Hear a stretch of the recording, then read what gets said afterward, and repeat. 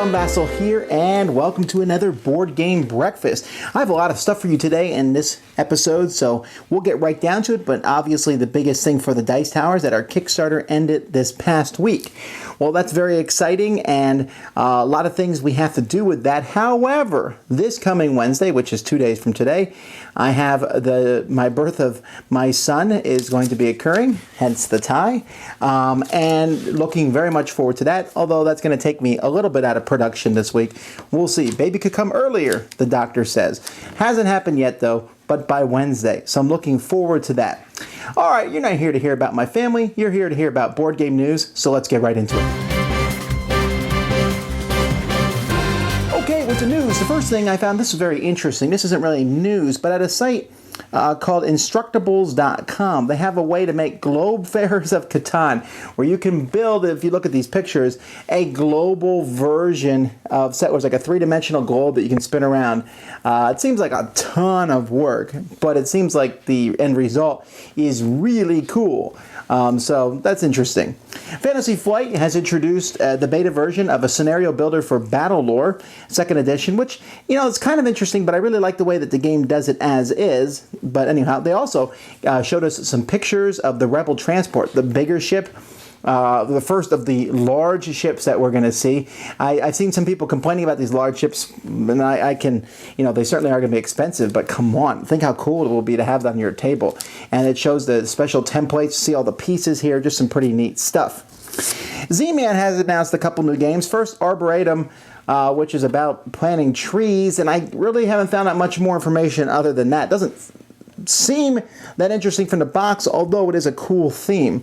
Also, Pocket Battles. Now, I used to have a couple Pocket Battle games myself. I think there was the Celts versus the Romans and the Dwarves versus the Elves, something like that. They're these little battle pieces that you put out against each other.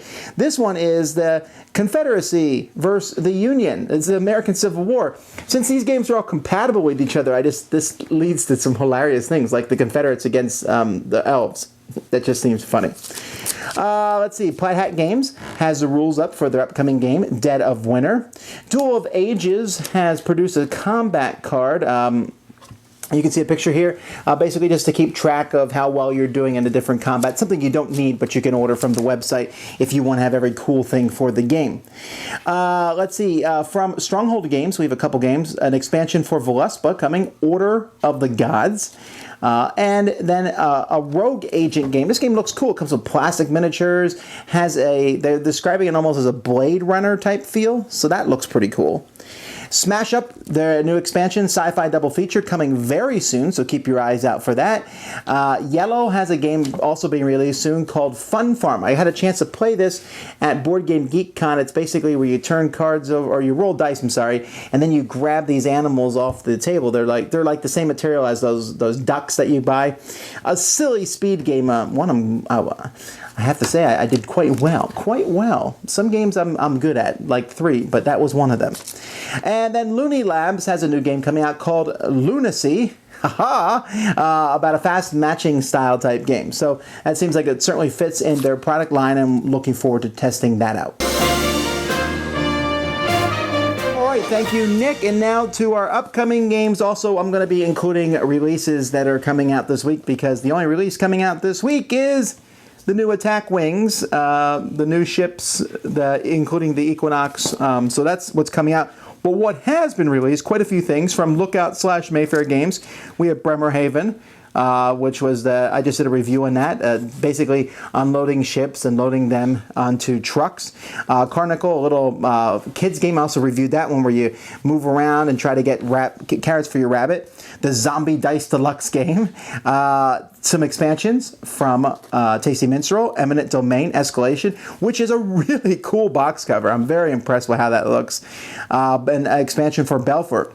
Devastation of Endines is out now. Get it? It's a great game. One Night Ultimate Werewolf. Get it? A great game.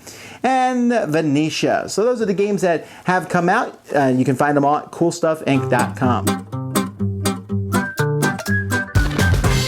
Hi, Suzanne here with this week's featured board game app. One of the best family cooperative games designed, Forbidden Island places your team of adventurers on a sinking island questing for 4 hidden treasures. Explore the island, gather your treasures, and shore up sinking parts of the island against the water's inexorable rise. Forbidden Island was ported for the iPad with a clean and intuitive interface. The island graphics are pulled directly from the board game, and if you've played the physical game, you could probably jump right into the app. But if you need a refresher or are new to the game, there's a complete interactive tutorial. Because it's for the iPad only, there weren't a lot of layout trade-offs needed to port Forbidden Island to an app, so it closely mirrors what the game would look like in real life. This is one of the few games I might actually play on an iPad at a table with another person using the pass and play or tabletop options. Or, as with most cooperative games, you can play solitaire by playing multiple roles yourself. You can select the roles you wish to play with, or just let the game select them randomly. You can even save and return to multiple games, but since there's no online play, this feature probably has limited value. Perhaps the best feature of the app is that for just 99 cents you can purchase a pack of 10 fully playable tile layouts, extending the replayability of the game significantly. Forbidden Island has subtle usability touches throughout, like highlight animations and icons to indicate the phase of the round or your movement options. And of course, little things like shuffling cards, moving trackers, and flipping tiles are all managed by the device, making it quick and easy to move through all the game mechanisms.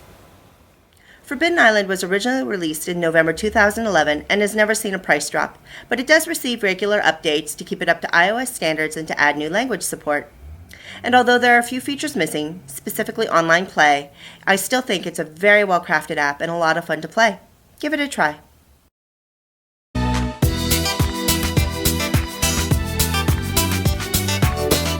One-hit wonders are games that were on my top 100 list for only 1 year. Now, this is not a big deal. It's not, because I have played almost 4,000 games at this point, and so in my top 100 is a very small number of that. But people are interested in hearing maybe why or why not they're on the list. Today we're going to talk about Conquest of the Planet Earth, which is a flying frog game. Now, Conquest of the Planet Earth is the only flying frog game that hit my top 100 list ever, and in fact, it's probably the only one that's in my top 500 games. I do not dislike all the flying frog games that I've played, but for the most part, they don't really appeal to me, the artwork and the gameplay. But I really like Conquest of the Planet Earth. For one thing, it used some different style artwork, like a 1950 retro style artwork, and it was a cooperative/competitive game in which you are some kind of funky space alien invading Earth who's fighting back valiantly. Now, the competitive game was really kind of, I wasn't very impressed with it, but the cooperative game was amazingly fun. And they also recently released an expansion, which adds even more cool stuff to the mix, including some very nasty forces that the Earth is going to rally up against you as aliens.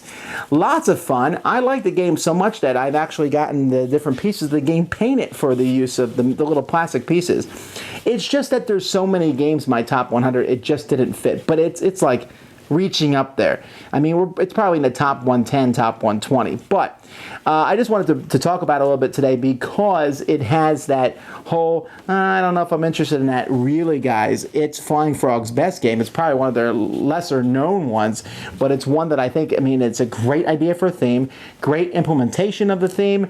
I mean, it's funny how you get so annoyed at the Marines and a superhero comes and fights you and battleships, all that in the mix. So a lot of fun, a great game, one that's certainly still in my collection, Conquest of the Planet Earth. So today I get to talk about one of my all-time favorite board games, Fury of Dracula, or as it was originally known when it was a Games Workshop game, The Fury of Dracula.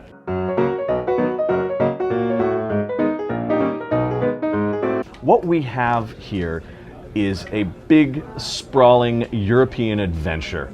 Dracula, played by one player, is battling against the hunters from the novel, Lord Godalming, Dr. Seward, Professor Van Helsing, and of course Mina Harker. It's a little bit Scotland Yard, but with more bite to it.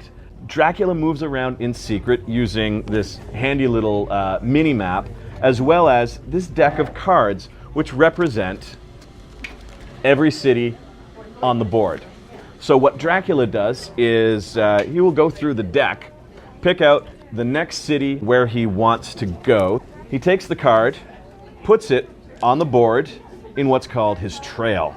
Then he gets to leave behind a nasty little surprise that come in the form of these tokens. They might be assassins or the plague, rats, fog, swarms of bats, or, of course, what Dracula really wants to get out there, the vampires. This game is a great one versus many adventure. The heroes have to work together to fight Dracula's evil schemes, and Dracula gets to prove his ultimate intellectual dominance over the measly mortals if he can outsmart them and outlast them.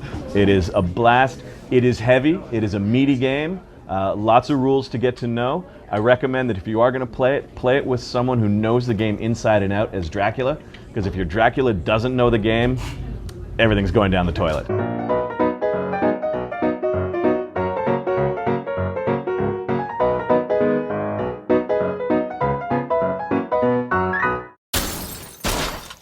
Today's Cranial Crunch is one that goes back to science class and gives some interesting info on the game Gravwell at the same time. In Gravwell, players try to be the first to move their ship from the singularity in the center of the board to the warp gate at the far end of the spiral. Because once a ship enters the warp gate, it closes and leaves all of the other ships to deal with the bizarre gravitational properties of the ninth dimension. They are stuck there and die, so they lose.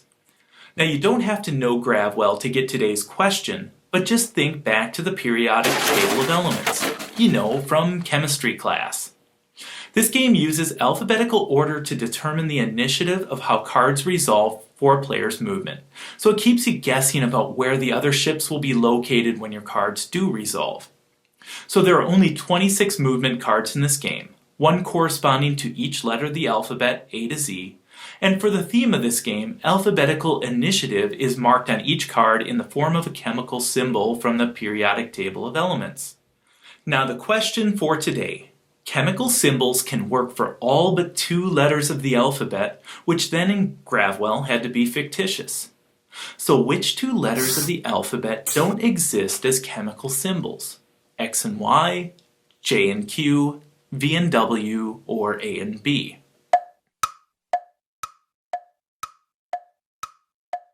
So in Gravwell, and for your chemical symbol knowledge, the fictitious letters are J and Q. There's a correction that had to be made to the last King of Tokyo segment that I did. Oops. This was pointed out thanks to some comments on YouTube and Board Game Geek. For a complete rundown of that, go to moderntablegamer.com. Thanks and take care. What's coming out from the Dice Tower this week? Well, I said I would have a lot of reviews of obscure games last week, and I did no reviews, and I really apologize for that. There is a petition on our guilds at Board Game Geek where they're like, Tom, Vasel, take a month off because you're moving and you're having a baby, and I would get really bored doing that. So, but the thing is, they really, both those things, plus the closing of my Kickstarter, those 3 things are going to take up a chunk of my time. I cannot tell you what kind of reviews I'm going to have up this week. I want to get some reviews done. You'll probably see a preview from me this week, at least, but it's just, I have a pile there that's ready to go. It's just I got to get them done, and there's so many other things going on. So I can't promise that there'll be any reviews this week, maybe, but there will be at least 11 reviews from the other contributors to the Dice Tower, including a brand new contributor who they're going to start reviewing some Game Crafter games for us. So that will be interesting, and you'll see them come on the channel this week. So there's lots of stuff, and of course, DicetowerNetwork.com, all of our podcasts. We have a couple new podcasts we're joining, so you can check them out. Lots of cool things that you can find. There's enough stuff for you to do this while we're waiting. We did put up a top 10 list last week, and we've already recorded another top 10 list, worker placement games, which won't be posting this week, but the following week. So there's stuff coming, content coming. Just hang on.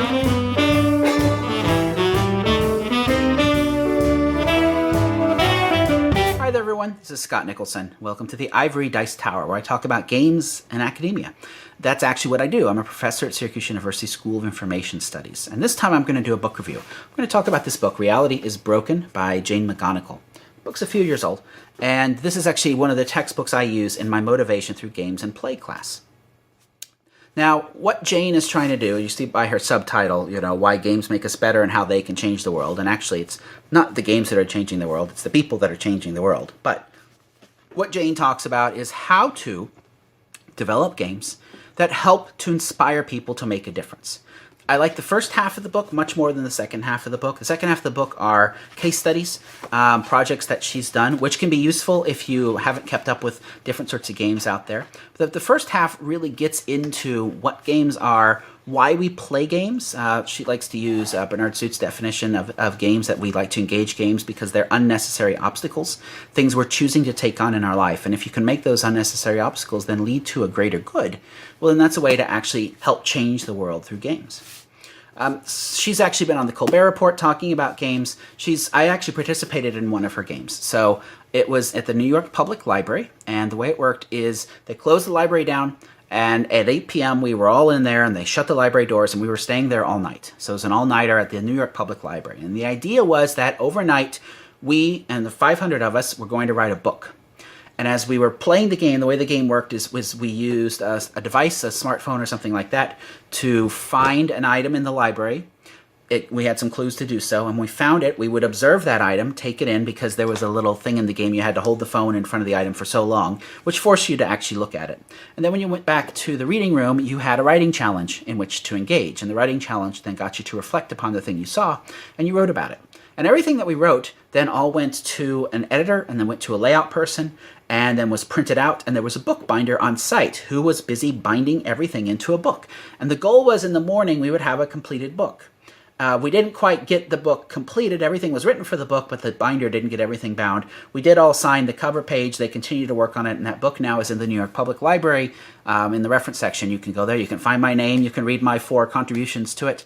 The first one's good, and then it kind of goes downhill from there because I'm not a good night person. But anyway, that was a way she used games to change the world. If you want to look at how to use games to change the world, take a look at this book. It'll get you thinking. That's all for now, and I will talk to you all another week. Bye-bye.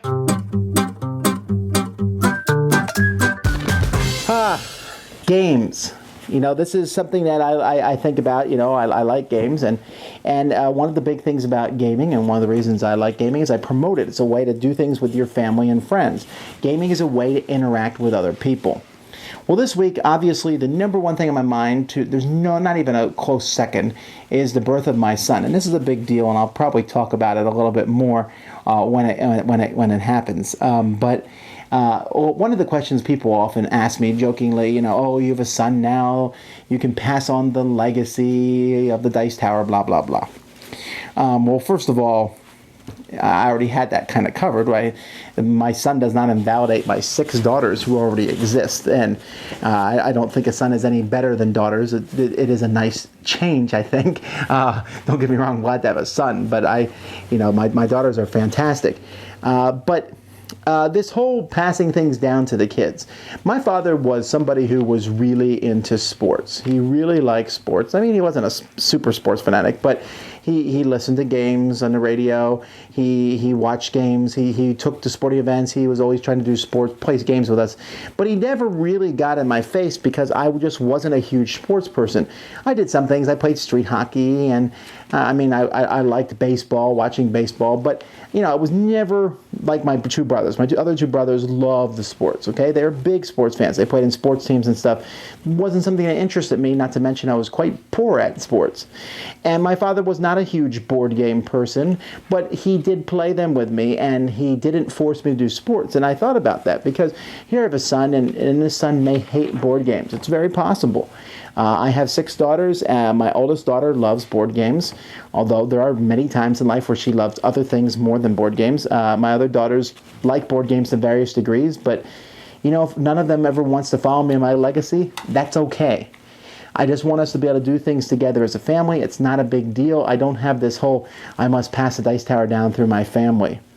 And I think we got to be careful because as a geek, my father never really understood the whole geeky pursuit. He didn't understand the video games and a role-playing game and board games. It just seemed kind of odd to him.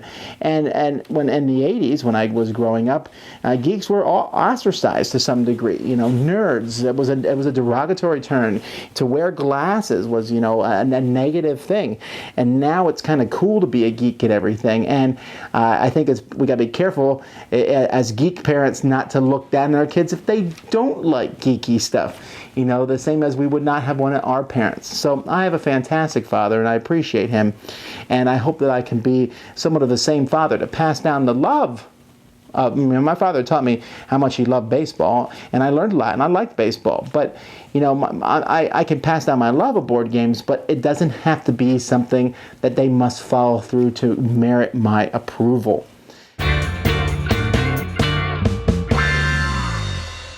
Hi, Clay here again. I'm going to show you another non-gaming item that can be repurposed as a gaming accessory on the cheap. And today we're going to talk about cubes, which are now omnipresent in many games, especially Euro games. They're not beloved by many of the voices on the Dice Tower, but I love them.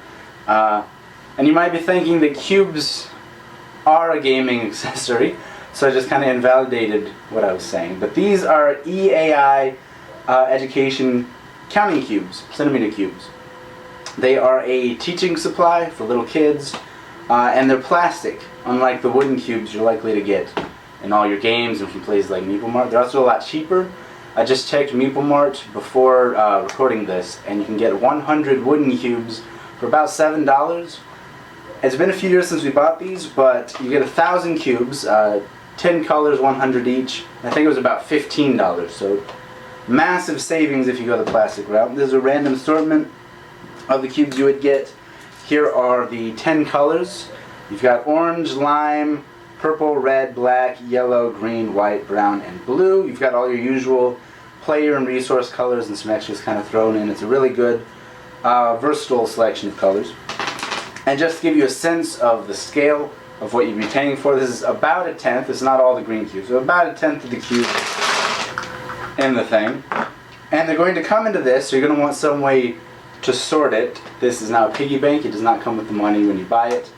But for the money, even considering that you would have to buy or find some other way to keep track of them all, it's much more cost effective to go outside of the game supplier route. So I hope that is useful to some of you. We use these all the time. We've had them for years, and there you go. Bye. All right, it's time for a question of the week here. This one is from Robbie, and he says, given the success of board games these days, do we think we'll see something, a chain of retail stores for board games, sort of like GameStop? And I think the short answer to that is no. The longer answer is very much no, but let me explain a little. I like board games a lot, and I certainly promote them, and I work with Cool Stuff Inc., and they have a huge store that sells online. And it's very difficult for any store to compete with the online thing when it's a specialty thing. Now, you mentioned GameStop as a retail store for video games, but GameStop right now is really struggling to compete with things like Steam and other things. And we're talking about the video game business, which is thousands of times probably larger than the board game business is. I'm just making those numbers up, but it certainly is huge. It's one of the biggest businesses in the country, and yet it's having a hard time staying afloat, staying in business. And if you notice, there isn't very many different places out there selling video games. It's going away. And there are board game stores all over the place that have taken hold. They've taken root. They are adapting to the times, these local gaming stores. And I'm glad for that are staying in existence. But to be honest, many of these local game stores are also going out of business. So the ones that are staying in business are adapting. I do not see a national chain of stores that's happening and occurring and going to be very popular. Now, I wouldn't be opposed to being proven wrong there, but I just don't think it's possible. As it is, board game stores have to sell other things usually to stay viable, like Magic the Gathering and role-playing games and miniatures and, the whole work, or maybe they cross over and do crafting, or maybe they have a cafe inside, other ways, because board games does not bring in tons of money. But I would hope that this could happen. But sorry, Robbie, I just don't see that it's going to happen, at least in the near future.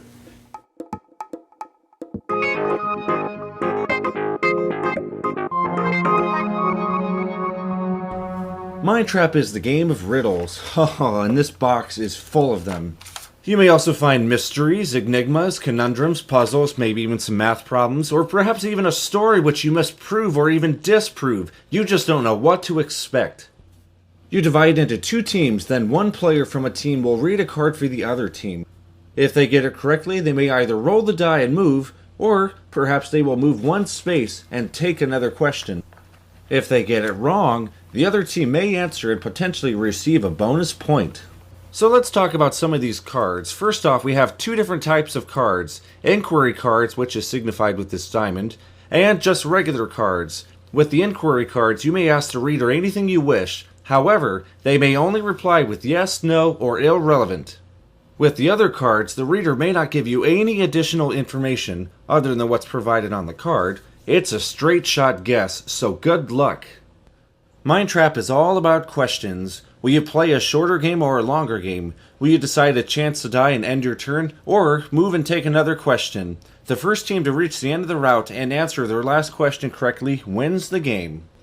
So let's end this with more questions. Pause the video if you want more time to read them. Otherwise, enjoy your breakfast.